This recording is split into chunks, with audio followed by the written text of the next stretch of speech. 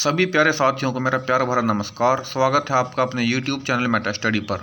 दोस्तों, हम आपके लिए लेकर आते हैं तरह तरह की अपडेट्स सरकारी नौकरी से जुड़ी हुई। अगर आप भी चैनल से में नहीं हैं तो इस चैनल को सब्सक्राइब जरूर कर लें और बेल आइकन के बटन को दबाना ना भूलें।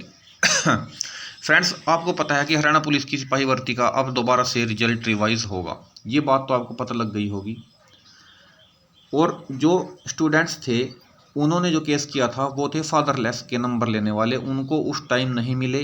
अब हाई कोर्ट से केस जीतकर 4 साल बाद वो ज्वाइन कर लेंगे। रिजल्ट को रिवाइज किया जाएगा। हाई कोर्ट ने अपने ऑर्डर में लिखा है कि जिन स्टूडेंट्स को अब नंबर मिलेंगे उनको शामिल किया जाए नौकरी में, और जो हटेगा वो बाहर हो जाएगा। ये पहले भी ऐसा कर चुके हैं। 11 साल बाद भी इन्होंने ये इसमें ड्राइंग और फिजिकल एजुकेशन वाले जो टीचर थे PTI, उनको भी इन्होंने हटा दिया था। अब फिर से ऐसा ही केस होगा। और ये चीज़ 2019 वाली क्लर्क भर्ती में भी हो चुकी है, उसमें भी रिजल्ट रिवाइज किया था। मतलब कि कुल मिलाकर ऐसा चौथा मौका है। फ्रेंड्स, सबसे बड़ा सवाल यहाँ पर ये है कि जो ये गलतियाँ होती हैं इनका जिम्मेदार कौन है। सबसे पहली बात तो है HSSC। जब अब देखिए, इन्होंने फादरलेस के नंबर लिए। सोशियो इकोनॉमिक क्राइटेरिया की यहाँ पर बात चल रही है। सोशियो इकोनॉमिक क्राइटेरिया के जिन स्टूडेंट्स को नंबर चाहिए थे, HSSC ने उस टाइम उनके डॉक्यूमेंट्स चेक क्यों नहीं किए। ये चीज़ उसी टाइम हो सकती थी। एक बात बताइए, जब फॉर्म भर रहे हैं, मान लिया कि किसी ने गलत नंबर ले लिए हैं या फिर फॉर्म गलत भरा गया है, जो भी है, क्या उसे गलती का मौका नहीं दिया जा सकता ठीक करने का?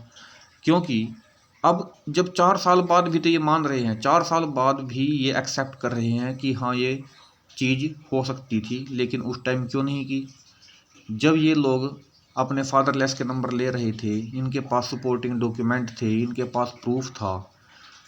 अब यही बात TGT की भर्ती में भी हो रही है, चाहे वो कैटेगरी का मामला हो, चाहे वो सोशियो इकोनॉमिक का मामला हो। स्टूडेंट्स कह रहे हैं कि हमारे पास क्लेम है, हमारे पास प्रूफ है, लेकिन किसी वजह से वो अपलोड नहीं कर पाए फॉर्म के भरते वक्त।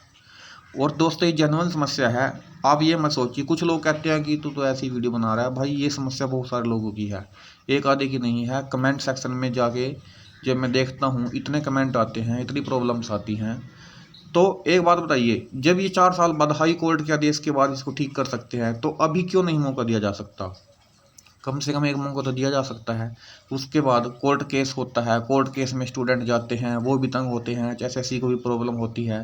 पता लगता है जी 2 साल बाद कोर्ट ने आदेश दे दिया HSSC के खिलाफ स्टूडेंट्स के पक्ष में। दोबारा से डॉक्यूमेंट वेरीफाई होते हैं, दोबारा से रिजल्ट रिवाइज होते हैं। उससे नुकसान फिर स्टूडेंट्स का भी होता है, HSSC का भी होता है। तो ये चीज़ें पहले ही सुधार ली जाएँ। जब इन्होंने फादरलेस के नंबर क्लेम किए थे, तो इन स्टूडेंट्स का कहना था कि ये फॉर्म भरते वक्त कुछ चीज़ें अपलोड नहीं कर पाए। कुछ लोगों ने अपलोड क्या किया, कुछ लोगों ने फादर की डेथ का सर्टिफिकेट अपलोड कर दिया, किसी के पास एनेक्स्चर नहीं था, किसी के पास एक जो इन्होंने सर्टिफाइड डॉक्यूमेंट कहा था वो नहीं था। लेकिन जब डॉक्यूमेंट वेरिफिकेशन हुई उस वक्त उनके पास वो चीज़ें थी, या फिर किसी ने जो है सपोर्टिंग डॉक्यूमेंट के तौर पे जो भी चीज़ इन्होंने दी, उस टाइम इन्होंने HSSC वालों ने उसको नहीं माना। तो अब कैसे मान लिया? हाई कोर्ट में जाने के बाद भी तो माना है। यानी कि सिंपल सी बात है, एक सिंपल सा रूल ये है कि मेरा तो मानना ये है कि चाहे आप TGT की भर्ती हो, चाहे CET की हो, आप फॉर्म भरते वक्त कई बार स्टूडेंट्स के पास कुछ डॉक्यूमेंट नहीं भी होते हैं। जैसे कि यूनिवर्सिटी की डिग्री है, इश्यू नहीं हुई है। अब यूनिवर्सिटी में जाते हैं, वो भी मना कर देते हैं कि नहीं अभी नहीं आई है, ये है वो है।